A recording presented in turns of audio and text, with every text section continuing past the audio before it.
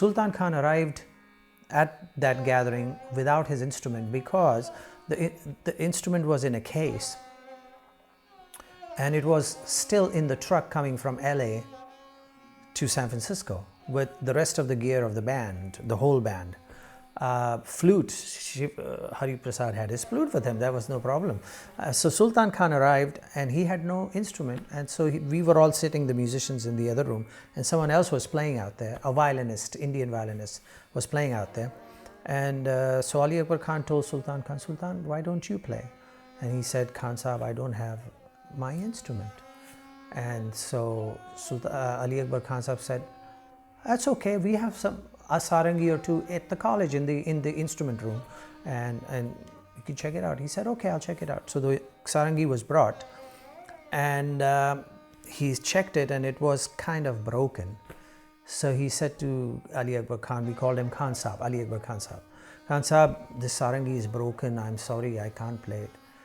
And Ali Akbar Khan looked into his eyes and said, Sultan, the sarangi is broken, that's okay, but the hand is yours. It doesn't matter if the instrument is broken, you are the master. It's your hand that's going to make it come alive.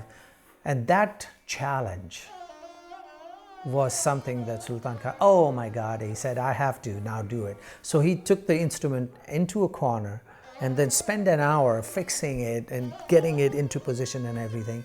And there was the instrument, and then he walked out and played that instrument, and now it's history. So one of the things that Sultan Khan says to me is that what a blessing Ali Akbar Khan gave me that day, that he told me this, and that's why I played this instrument, and now I have this memorable recording.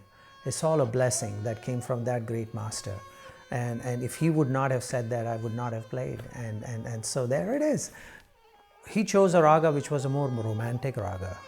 And the reason why that is because the sarangi had to be fixed, and so he had the strings in a certain way, and he could only tune it up to a certain point, and that allowed him only a certain range on the instrument, so he could play certain ragas.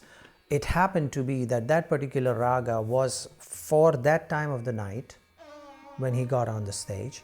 And the feeling of the raga was romantic because it was more about two, lovers coming together in the middle of the night and spending time together and getting to know each other. And that's what it was. And so you see that kind of an interaction between the sarangi and the tabla where they play together.